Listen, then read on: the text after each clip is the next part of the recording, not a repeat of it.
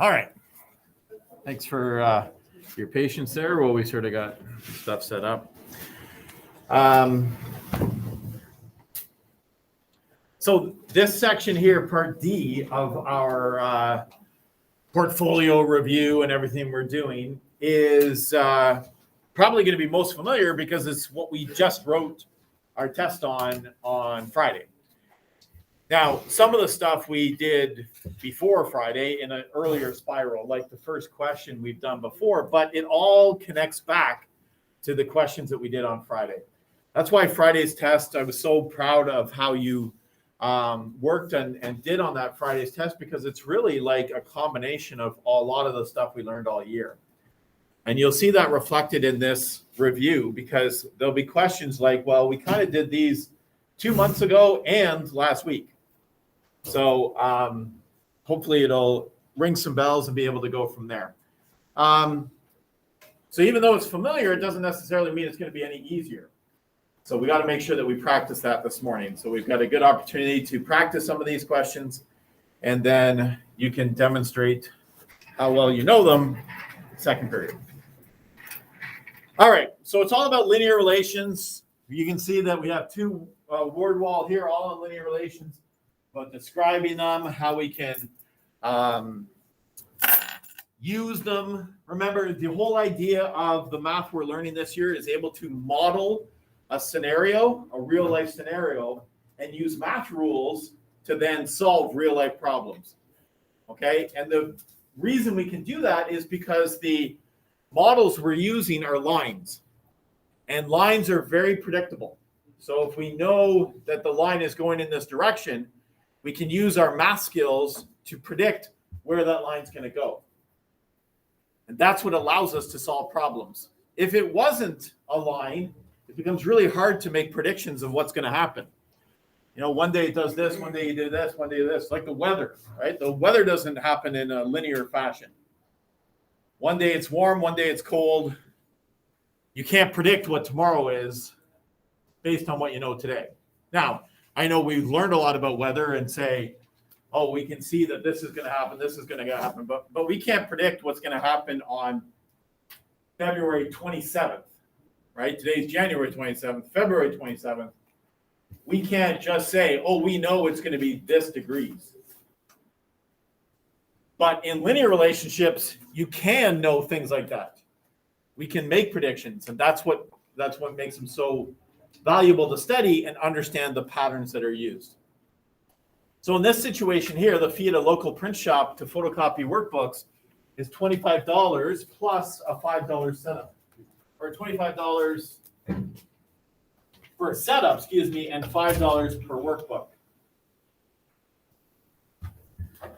So if you were to print 0 workbooks, what's the cost? Right.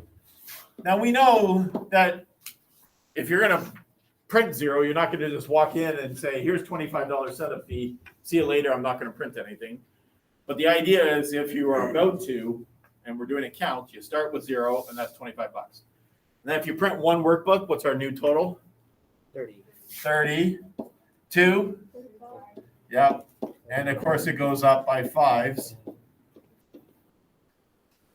And this is the beauty of this. Because it goes up by 5s, it's linear. Yes?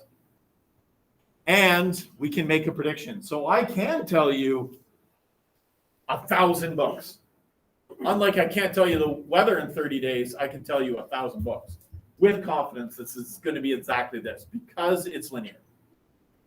All right, so let's plot this. When we do our plots, make sure we include our labels. So what goes along the side here? Yeah. Make sure you put this on yours so you don't forget on the other one. And then number or quantity, number of books down on the bottom here. 0 and 25. So we start at the 0 at the y-axis, the y-intercept. 1 and 30. 2 and 35.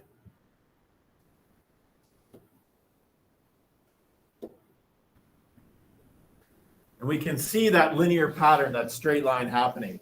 So we should connect the dots. Our first question, though, is what type of line should we use to connect these dots? We have two options, a solid line or a straight line. What do you think we should do here?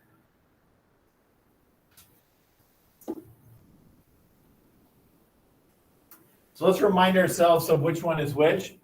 A solid line represents a continuous. A dashed line means discrete. So now do we remember the difference between those two? Yep. You can one means that like you can stop anywhere in the middle, right? Like you can, like for example, like you can get like something like half the price, half the quantity. Right. And can we in this situation? No. We can't buy 1.5 books. We can't ask them to print 1.5 books.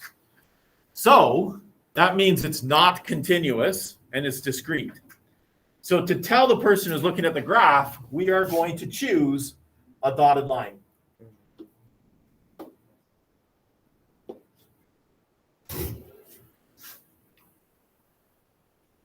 That doesn't mean it's any more straight or any less straight. What it means is we're telling the people you can't go in between the points, so it's discrete. And that's good information to know. All right, so we filled in the table.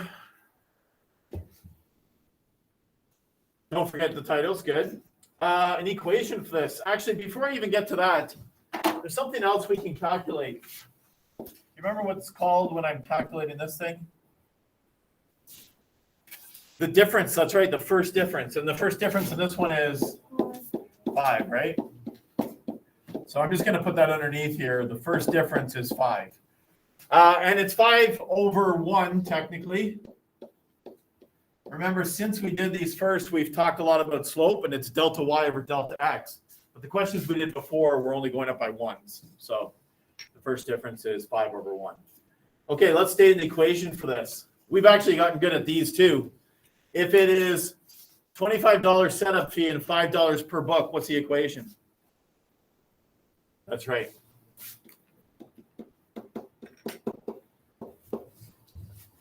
We don't need to think too hard on this because we're so used to this. Y equals 5x plus 25.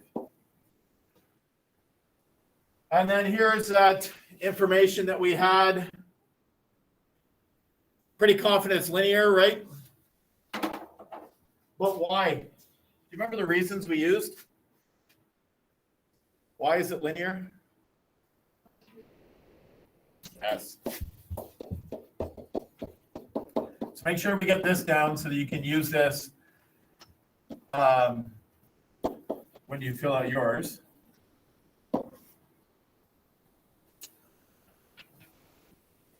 That's a fancy way. That's a mathematical way of saying it goes up by the same amount.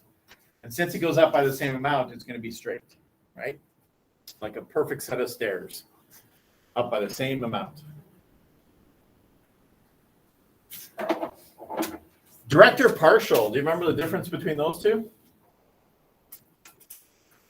Yep. Partial because there is a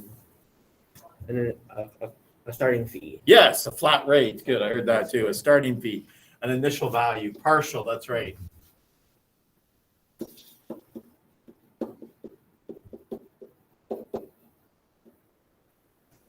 Direct ones go directly through 0, 0, 0. In those cases, you have no flat fee. What would be a good example of that? Buying chocolate bars or working. You know, you work at McDonald's, you get paid $15 an hour. If you don't work, you get 0, right? So it's just, that one would be partial.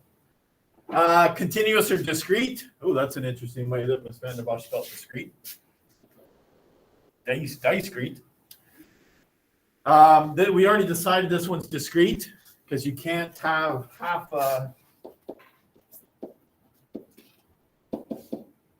print half a book.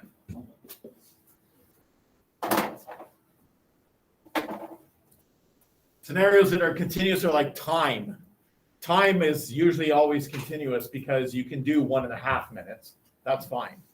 But you can't print 1.5 books. Positive or negative? Yeah, this one is pretty obvious. As books increase, price or cost, I guess, cost increases.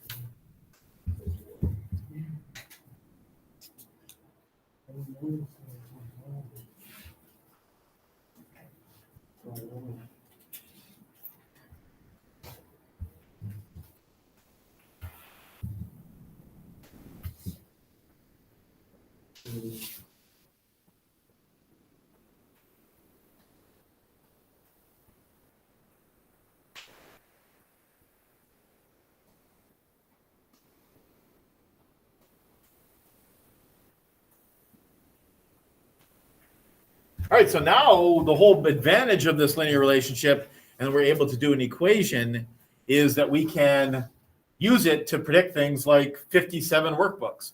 We don't have to take our table and just keep going up and adding 5, adding 5, adding 5. That's inefficient, right? This is where we're good math students, so we're going to use the equation. So it's y equals, let's give ourselves some room here. So we said it was y equals 5x plus 25, right? Where's the 57 go? X.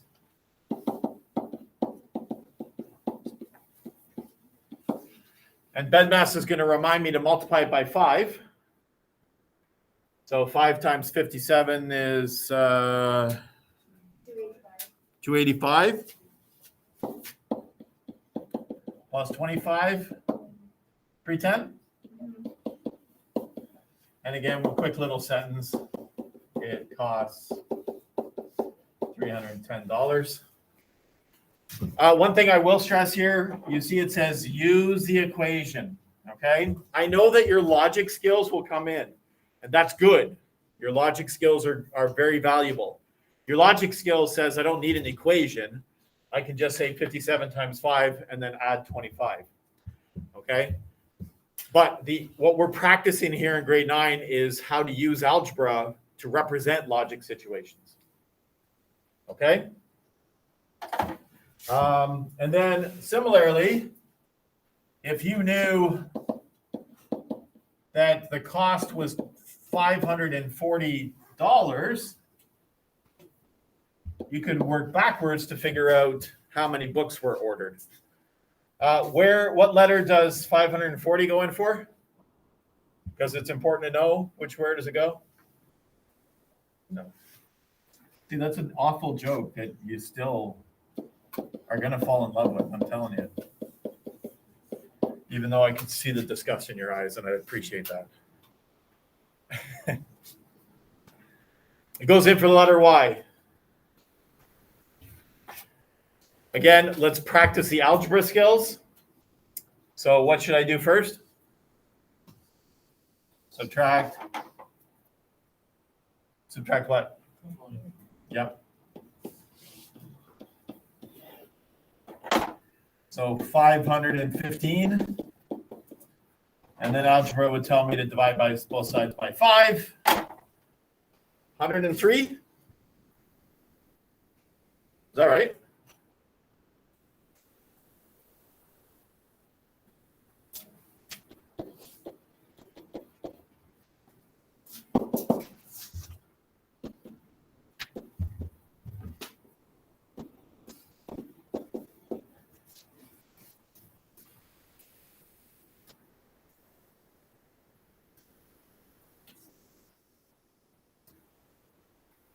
All right. Again, logic. I know you can use your logic skills, but remember the algebra is representing our logic, right? Where you just take away you say, well, 540, we know 25 is gone for the setup fee. So let's get that off the table. We subtract it and then take what's left over and divide it by 5. That's exactly what this algebra does. So I'm stressing right now, I hope everyone's hearing this, use the equation. Okay. Then if you think back before, we got used to coming up with these graphs and scenarios. So we had the CBR, remember that calculator base ranger, that motion detector? We used that and we could walk back and forth, and it got us used to these ideas of what's happening in the shape of the graph and what's happening in real life. Okay. So these are distance times graphs. So Emerson stood at his locker to get his books, walked quickly towards class, stopped to pick up a fallen book, and then walked very quickly to class. So, which one of these? 4. So I guess the distance, I think I'd rather see that it's distance from class, right? Not distance from their locker. Because all of them are eventually ending up coming back to 0. And we're going to assume then that that's distance from class. So they end up, that's distance from class. Because if you're starting in your locker, you're starting far away. And then you're decreasing your distance as you come there. So I like Alex is saying 4. Do you agree? Like walks, stops, walks.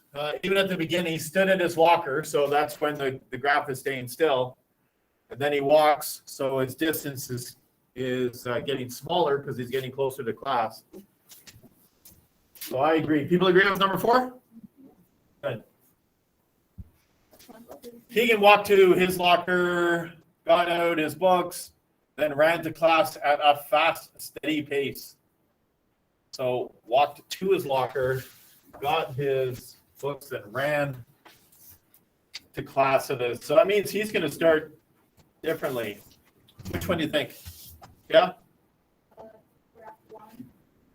Okay. So he starts someplace not in class, goes there, stops, and comes to his locker or comes to class. I agree. Could it be 5 as well? This one suggests he's at class, right? And then this is not a steady pace.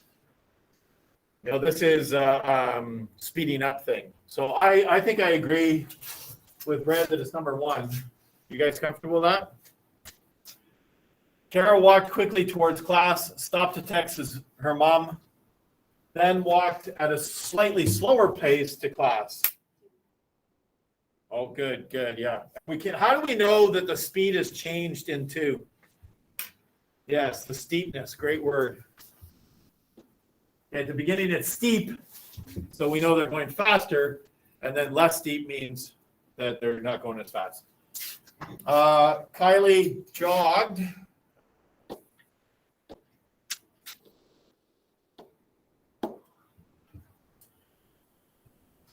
At an increasing speed away from class, stopped because she realized she forgot her phone in class, then went back to class at a steady pace. Yeah. And the key on that one is the increasing speed, right? It's a changing thing, so it's not straight. If you go at a constant speed, then it's straight.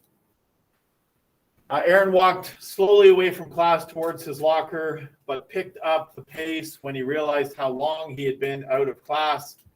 He got his calculator, turned around, and jogged at a decreasing speed back to class. Well, this is the only one that's left is 3, and you can see the change in speeds is what's happening on this one. All right, good. Any questions for that? Okay, good. All right. In this one, we actually did a few examples of this online. I remember one of the projects or one of the assessments you had was to take a story and write a little story about this. This is also kind of what we did in our video projects, right? Where we had the video and then you made a graph and then told the story. So here's the scenario. Before you go off and start deciding what's happening, what advice would you give me to do before you start writing the story? Sorry?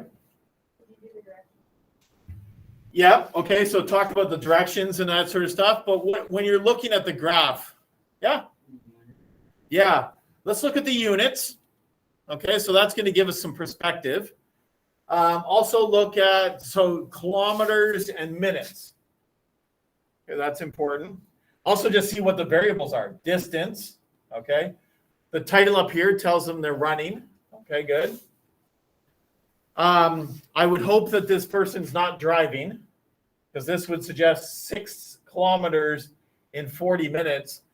That would be a car that would be going like 9 kilometers an hour. And I think that's pretty slow. It's almost impossible to take a car and drive 9 kilometers an hour, because if it's an automatic car, it's going to move, and it'll move quicker than that. So this is not someone driving, this is someone walking. And we can get all that information just by reading the graph first and the units and the titles. Okay, and so it's a race. So that's what's going on here. So what's happening between A and B? Yep. Running at a steady pace. Okay. I think it's the fastest they run good. the race. Good. So a fast, steady pace.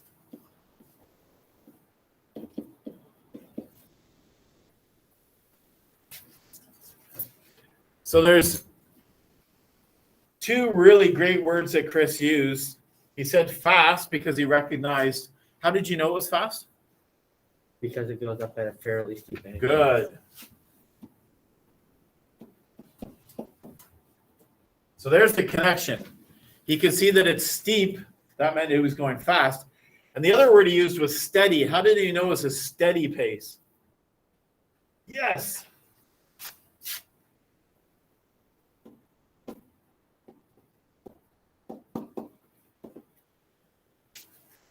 Excellent. So B is still, from B to C is still linear, but what has changed?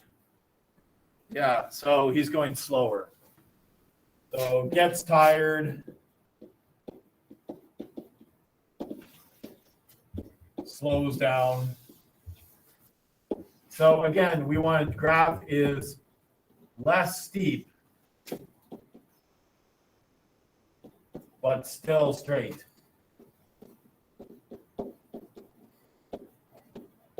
I should also comment on the direction, right? It's going up. The graph's going up. That's why we know he's running away. It's also going up. I'm not going to spend too much time reviewing this here. I think you get the idea. What's happening between C and D? Good. Yeah. So it stops. There's a break. How long? We can actually answer that, can't we? So how much is each tick? 20 minutes is each tick? Yeah, 2 ticks is 20. So 1 tick is 10. So how long is this break? 10-minute break. See, it's only 1 tick wide, which is going from 80 to 90. Okay. So graph is flat. That's why I know he's taking a break.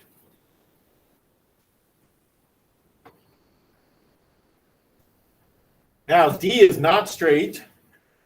And when it's not straight, that means the speed is changing as he's running. Great. Now, how do you know it was a sprint and then slowed down? Because it went up so steep so quickly, and just slow started to. Perfect. Well done. So I'm going to write that down first. Starts steep and then gets less steep. Okay, so sprint, then slows down. So sprint, then slows down. Landon's explanation was excellent. Very steep, but then it slows down, and it's non-linear. Great job. So I know that I kind of rushed these examples. I feel pretty confident that you'll be able to do a good description when you do your own. Okay? But you get the idea. And the strategies we used at the beginning are helpful, right? Make sure you recognize, read what's going on there, and then go from there.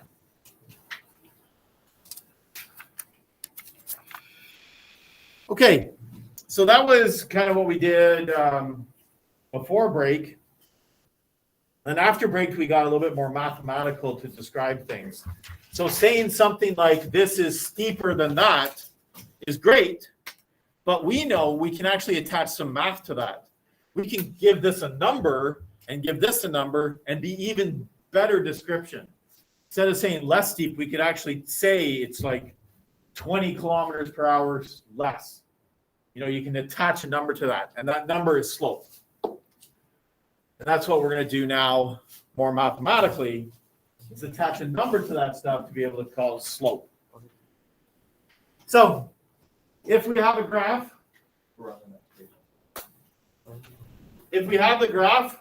and we're asked to find the slope of the y-intercept, those are the two things we need for the equation. If we have the graph, the quickest and easiest way to find slope is which one? Yeah, rise over run, right there. So we can just count. And remember we said on the test there was one that was a little confusing as to where to read. So these have dots on them to help you read them. Okay, so I would suggest using the dots. So 1, 2, 3, 4. 1, 2, 3, 4, 5, 6, 7, 8. Now this is a pretty good graph in that you might have chosen your own dots. You might have gone like from here to here, 1 over 2. Okay, it's just make sure that the dots you choose are on the line. All right, so either way, I could have said the slope was 8 over 4. What does that reduce to? Oh, not 8 over 4. 4 over 8, which equals 1/2. So slope is 1/2. It's also what we figured out in the blue one, right? Up 1 over 2. What does the B represent? The line, I feel like the y-intercept. Yep, the y-intercept. So the spot where it crosses the y-axis. And you can see I already have that dot. It's -1. Okay, -1. And so now I can put these two together and come up with an equation. So if the slope is 1/2 and the y-intercept is -1, what's the equation? Remember, y equals mx plus b. We know what the m is. We know what the b is. What's the equation? Lace, what's the equation? 1 over 2x. Subtract 1. Perfect. Thank you.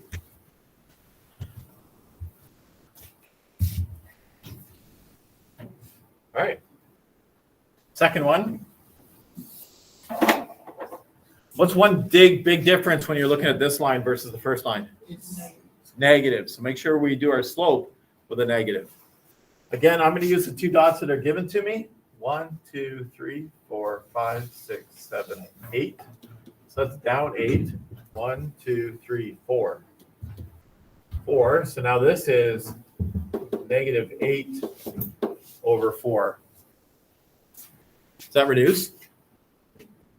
Yes.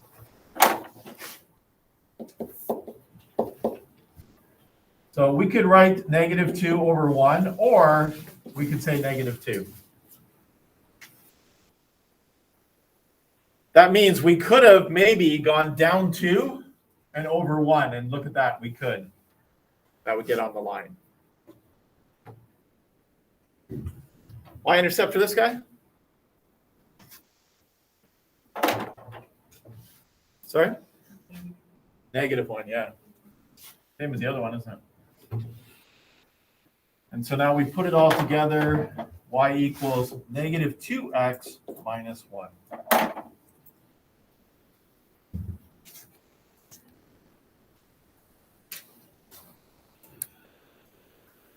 Okay, any questions there?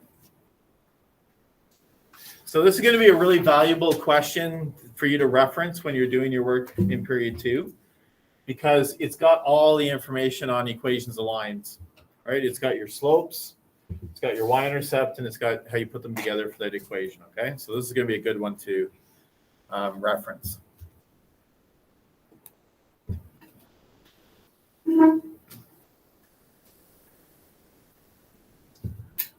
Next. If we don't have a graph, we don't want to put all that effort into doing a graph. We're going to use something else. Do you remember what we used? A couple other ones. You guys were a big fan of the table, right? When we write the table out, what do we use?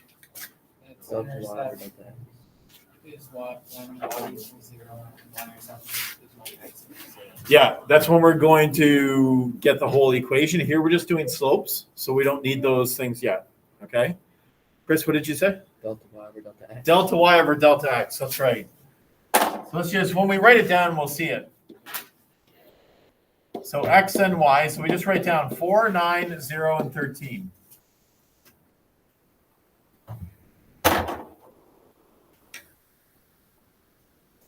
Delta y over delta x. So delta y is a fancy math term for saying the change in y. How does the y jump? So if you're going from 9 to 13, what's the jump? 4. And then if you're going from 4 to 0, are you getting bigger or smaller? Yeah, smaller. How much? -4. Good. And so slope is delta y over delta x. I'm writing this down just for our notes. But if you're actually answering the question, you don't necessarily have to write that down. But I think it'd be good to have it there to remind yourself when you're doing your work period 2. Delta y over delta x.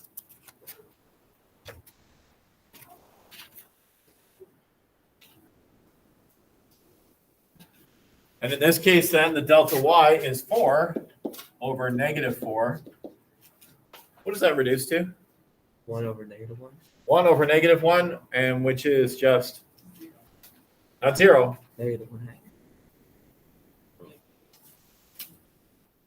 What's 10 divided by 10? 1. 1. 4 divided by 4? 1. 1. So because it's just negative, it's just -1. Okay?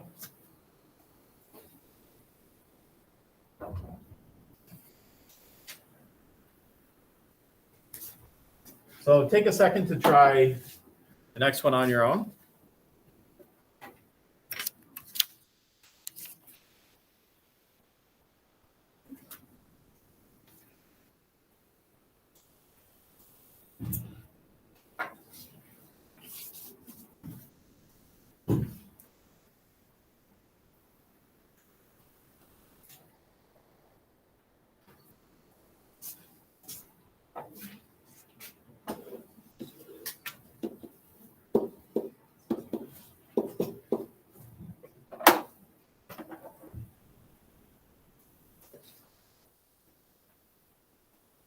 All right, so our delta y, if I'm going from 5 to 17, it's a big jump, yes? 12? And here we got to be a little bit careful. This is where our visual of the number line really helps. -3 is where you're starting. and we're going to -9. Are we getting bigger or smaller? Smaller by how much? 6. So that's going to be a jump of -6.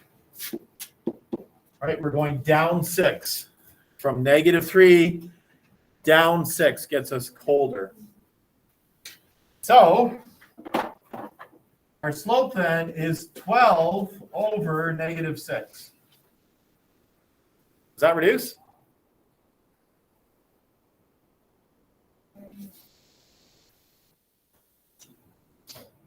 Yeah.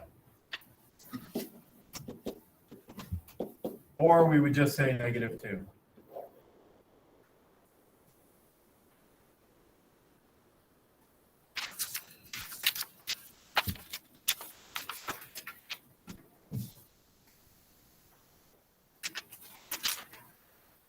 All right, great job so far.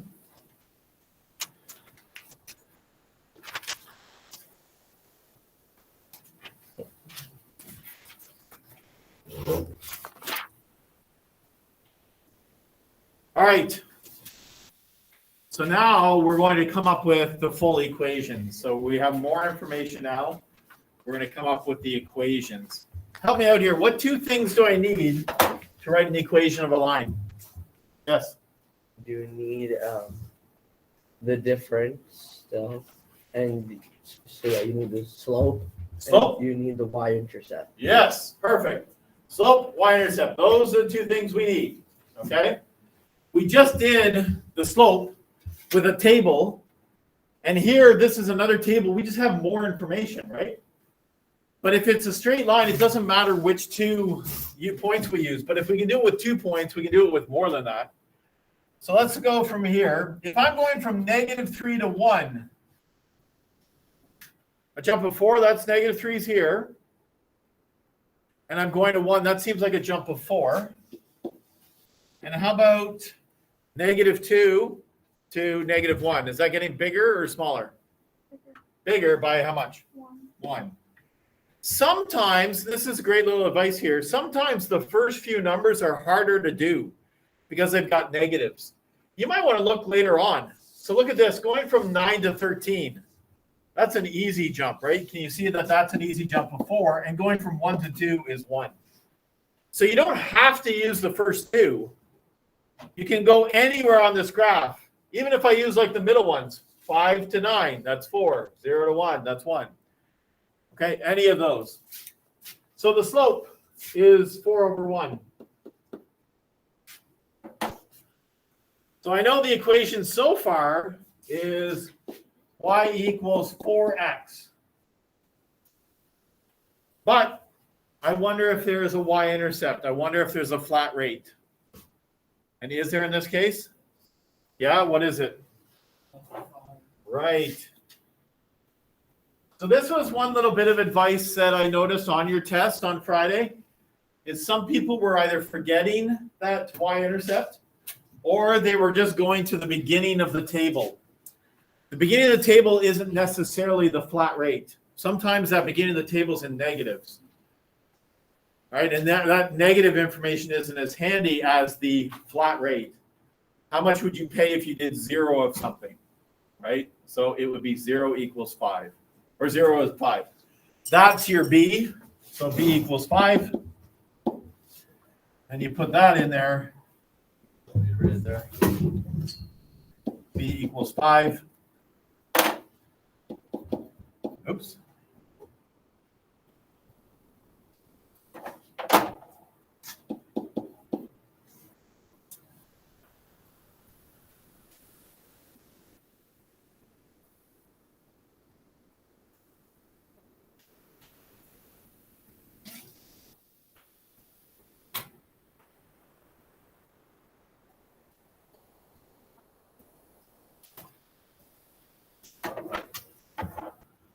Again, when I'm doing the second one, I might want to choose something that's a little bit easier to do my count. Like I might use the last two. Going from 45 to 65, how much of a jump is that? Can I see this? I'm going from 5 to 15 and going from 10. did you do? I think Miss Vanderbush made a mistake on this table, don't you think? And Yeah. 10-10-20-20. Actually, she fixed it in the notes, but didn't fix it there. yeah, but Oh no, that's the whiteboard one. wait, look up the table. Okay, so that's great that you noticed that. This table is messed up, right? Is this table linear?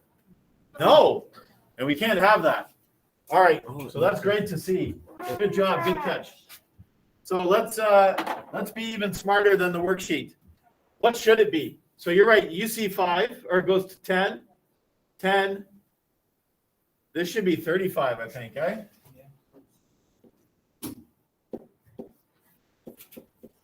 And that should be 45. You guys agree? All right, good job, good catch. So let's change the question. Now, if I did this on a test or your assessment, tell me and I'll fix it, okay?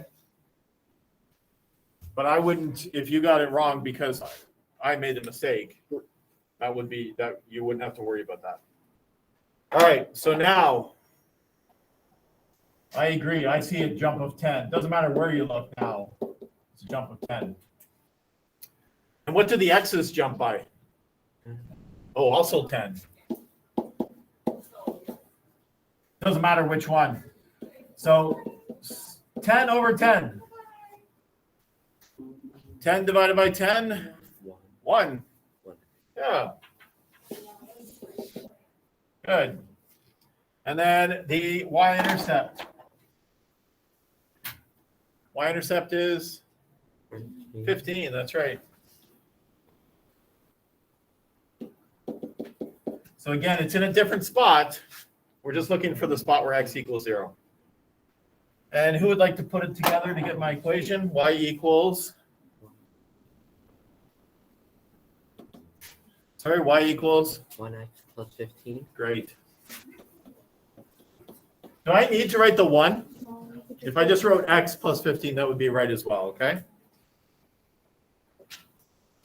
All right, good job. Let's do a little bit of practice, get our legs moving here.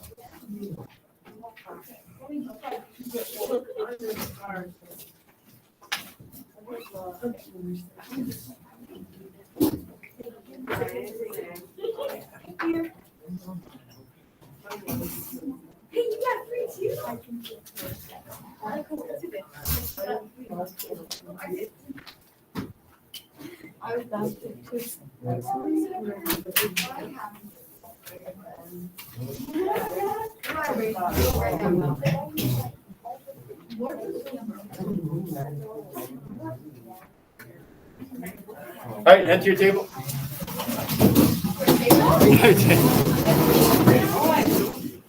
Or whiteboard. So we need these up here.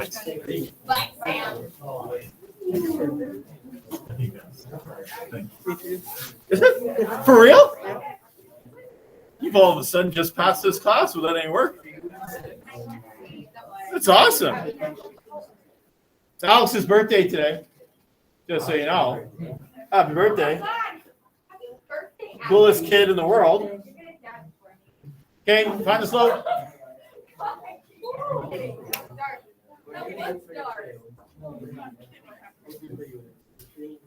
You can erase stuff that's on the board. Yeah, don't erase it. No. Mr. E. I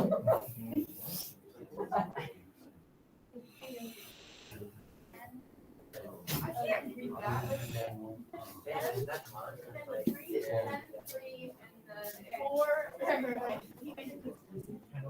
There you go, there, whiny pants. Thank you. Okay.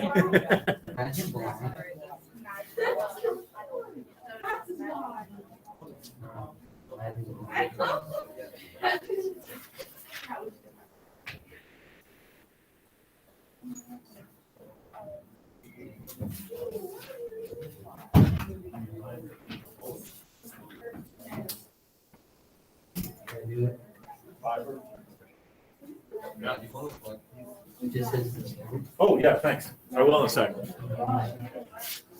So I see lots of 10 over -6, which reduces, that's the key that I want to see in this one, to -5 over 3. Delta y over delta x. So the y is on top. Yep, good. All right, good job.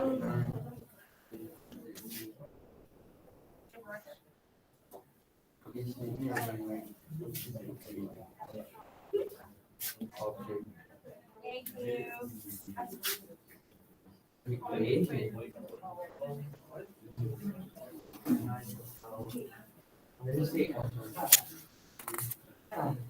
Yeah, that's a different notation that we'll use in grade 11.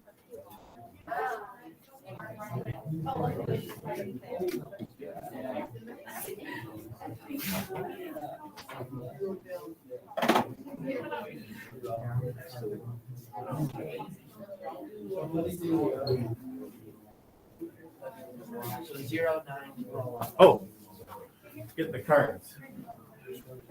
Thank you. Oh my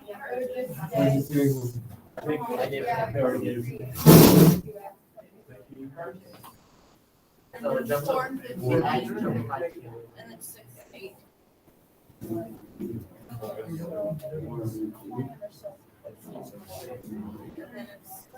No, it's 4, 2. And then it's 8. Do you even know what that means?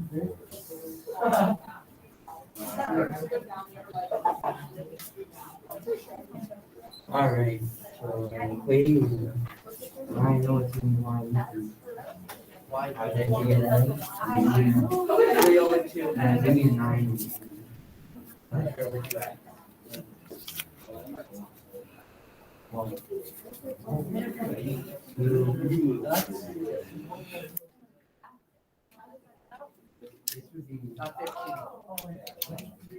Three. Oh wait.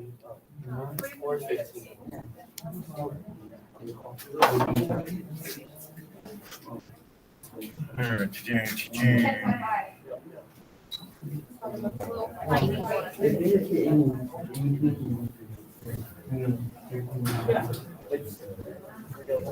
Show me some steps there.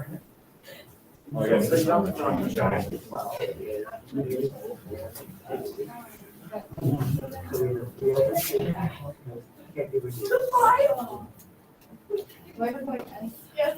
what did you guys decide the slope of the first one was?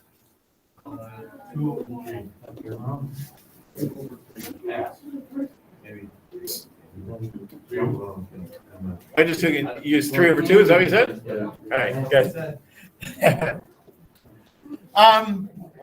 Can we leave it as 3 over 2? Yeah. Or we could change it to a decimal, 1.5. The fraction is going to be better when we're doing these because it's going to be more accurate. If you had something like 2 over 3, the decimal there is going to be way too long and inaccurate. And the y-intercept is 9. So y equals 3 over 2x plus 9. Second one, what do we see for the next one? -2.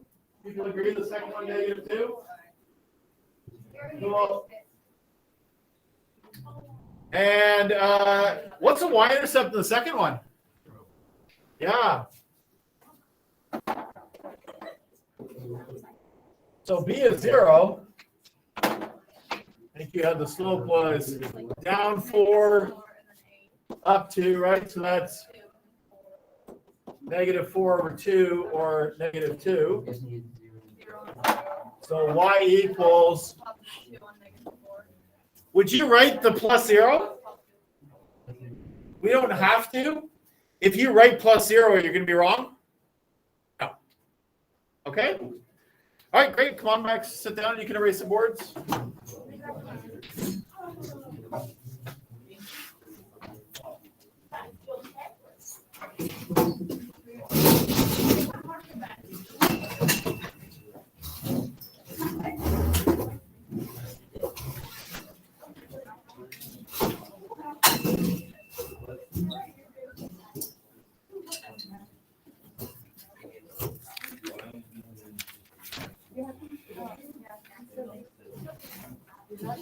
Okay, yeah, I'll talk to you about that in a second. Hold on to her now. Yeah, I've got a note to talk to you about that. Thank you. Good job.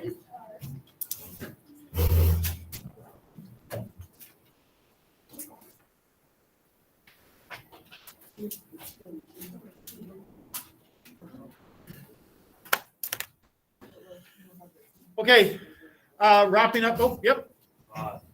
There's no equal sign on the second one. There's supposed to be one. Yes, there is. Where do you think the equal sign is supposed to be? Before the zero. Yeah. So thank you very much for fixing that.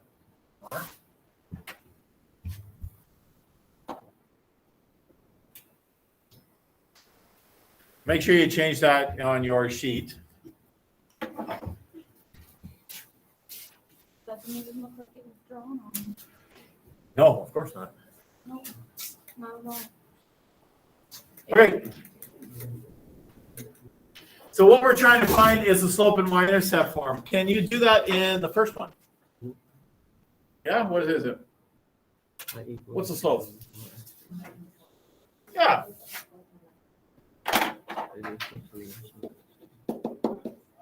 Oops. -1/4. And the y-intercept? Yeah. We know that because this equation is in y equals mx plus b form. And the whole advantage of doing y equals mx plus b form is that we can get that information right away. So we can talk about it. We know something that's going about this relationship very quickly. You know, it starts at 6 and it's going down -1/4. That might be something like temperature is starting at 6 degrees, but it's getting colder by a quarter degree every hour, maybe, right? It's going down like that. Can you equally find the slope of the y-intercept in the second one? Is it as easy in the second one? No, because that one is in a different type of form. Do you remember what we called the other type? Standard form. Very good. Okay, standard form is helpful about 10% of the time. It's not helpful here. Okay, it's hard to see the slope of the y-intercept in standard form. So we need to put it in y equals mx plus b form. That means we want the y to be by itself. So there's a couple of strategies. We could leave the y there and move the 3x and the 12. Or we could move the y over here and then it would be by itself. Which method do you think will be easier in this particular question? Moving the y? And that's because it'll change it from a negative to a positive. If we left it here, it would be negative and we'd have to do some even more work. So I like your strategy. Let's move the y plus 4y. That's going to mean that we're left with 3x plus 12 equals 4y. So it's starting to look like y equals mx plus b, other than the fact that it's back like this, but that's not a big deal. But can I tell the slope of the y-intercept now? Not yet, Have to, because it's 4y. have to get rid of the- That's right. Remember, the formula is y equals mx plus b, right? Y equals mx plus b. It's not 4y equals mx plus b. So how do we get rid of the 4? Divide everything by 4. Very nice. Sometimes that's going to result in a nice number. Sometimes it's not. 3 divided by 4. Is that a nice number? No. No, so we can leave it. How about 12 divided by 4? That's okay, that's just 3. Equals y. And I don't need to do anything else, but I'm just going to prove to you that this is y equals mx plus b form, y equals 3 over 4x plus 3. Okay? I'm just saying it doesn't matter which one you have. I'm just showing you that it's the same thing, right? 5 equals x, x equals 5, same thing. Because it's now in y equals mx plus b form, I can clearly see what the slope and the y-intercept are. Help me out here. The slope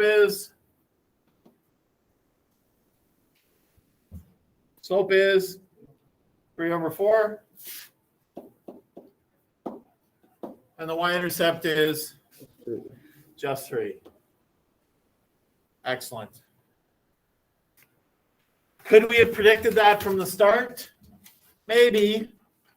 But it's not obvious, is it? You might have been able to do it by doing all this stuff in your head, right? But if you're going to do it in your head, you might as well write it down so we can see the correct answer.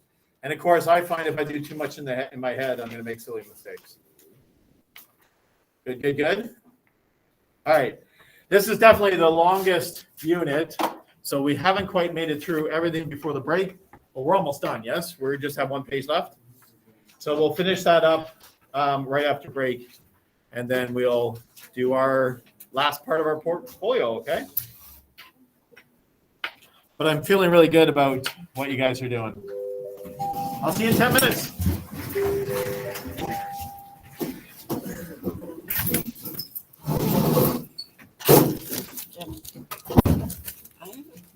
Yeah.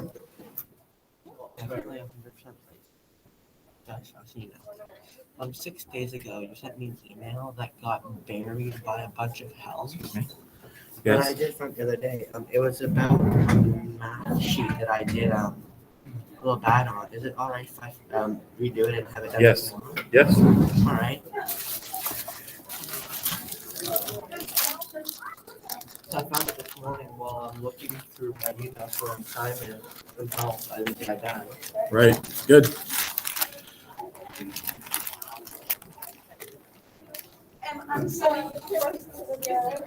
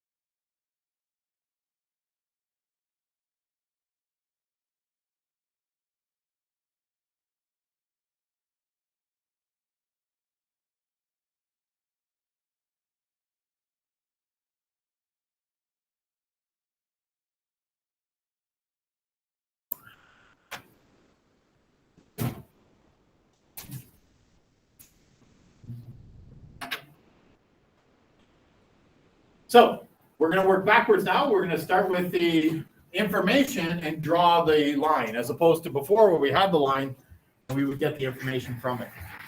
So for me, I like to look at the flat rate first, or the y-intercept. In fact, that's what we need to do. Y-intercept is this where it starts. And so we're going to start at -5. How do I get to -5 on this graph? Right, we start at 0, 0, and we go down 5. 1, 2, 3, 4, 5. You know that one is at least 1 point on the graph, but we only need one other one. And the slope is 3/4.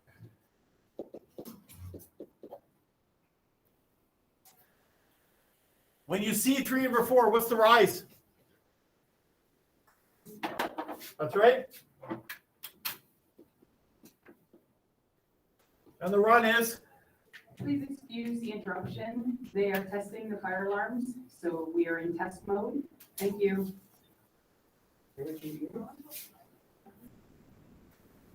So from that point, we're going to rise 3 and run 4. Again, it's from this y-intercept. This y-intercept is on the graph, so we're going to count from there. And we're going to go up 3, 1, 2, 3, and run 4. 1, 2, 3, 4. 3, 4. Rise 3, run 4.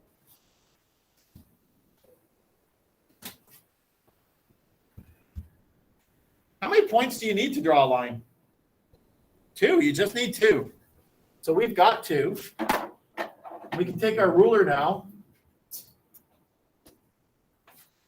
and connect those up.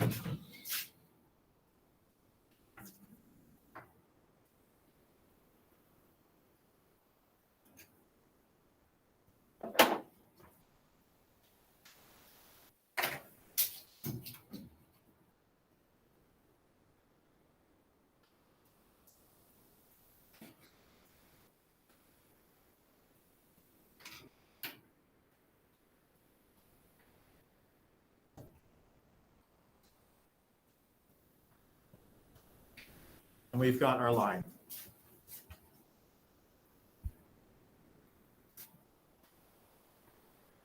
Okay? Questions there? All right, let's try it for the second one here. The only difference is it's in y equals mx plus b form, but I think you can tell me, what's the y-intercept? 4. Yep. And the slope? Oh, great. So here Keegan told us -3/1. If you looked at the equation, you'd probably just say it's -3. But when we're graphing, we need a rise over run. So we know that -3 is just -3/1. Okay? All right, so let's go to y-intercept of 4. So this time we're going to go up 4. 1, 2, 3, 4. What do I have to be very careful on this one? -3/1. Down, that's right. We still always read left to right, so we're always going to go to the right, but we're going to go down 3. So 1, 2, 3, down 3, and then over 1. And make sure our over is to the right. Again, that's enough information, but some of you might want to draw some more points. 1, 2, 3. There's another dot. 1, 2, 3. There's another one.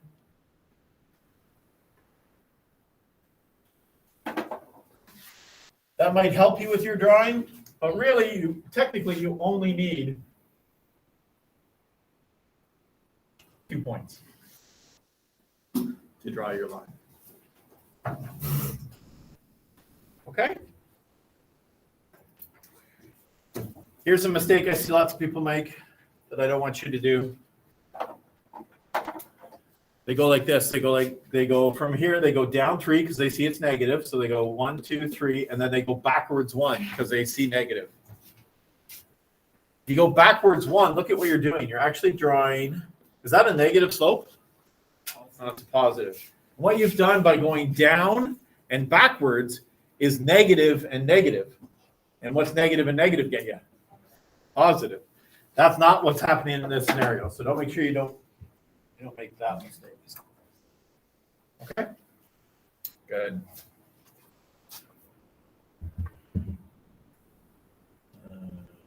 Right.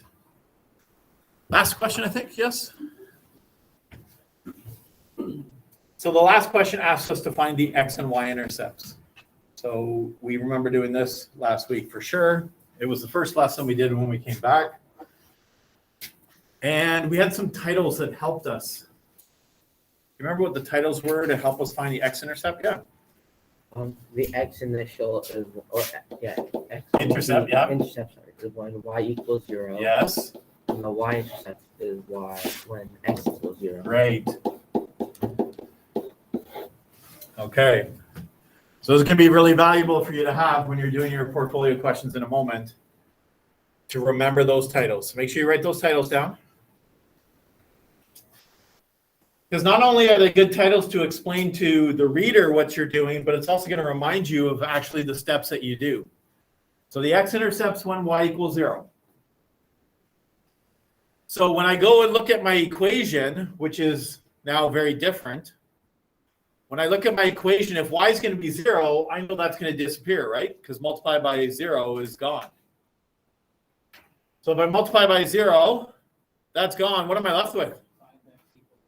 5x equals 10. And that's a little algebra step that I can quickly solve and do what? 5 by 5? Yeah. X equals 2. Similarly, in the second one, the y-intercept, x is 0. That means it's going to disappear because 5 times 0 is going to be a 0. Well, you keep the negative sign with the front. Very nice. So Landon is, remember, the most important part there. It's not like that negative disappears, only the 5x, because that's the 0. That's important because here we're going to divide both sides by -2.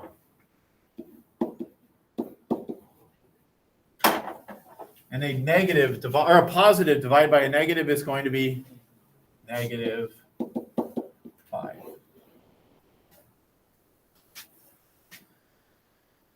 And then now we can use these spots to plot this. The y-intercept, we've been doing that a whole bunch. The y-intercept's -5. So 1, 2, 3, 4, 5. Down 5. But we have more information here. We have the x-intercept. The x-intercept's where it crosses the x-axis. So that's going to be at 2. I don't need any slope or anything like that because I've got the 2 points. So I can take that, take my ruler, and see that it's going to be like,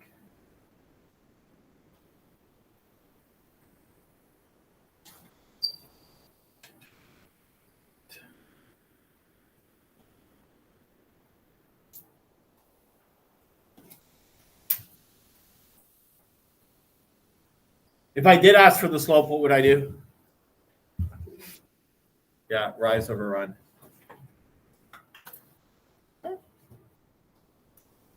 All right. So really great review this morning. Good work. All right, so let's do our portfolio questions based on this. So keep that out as reference. Remember, you can also use your notes.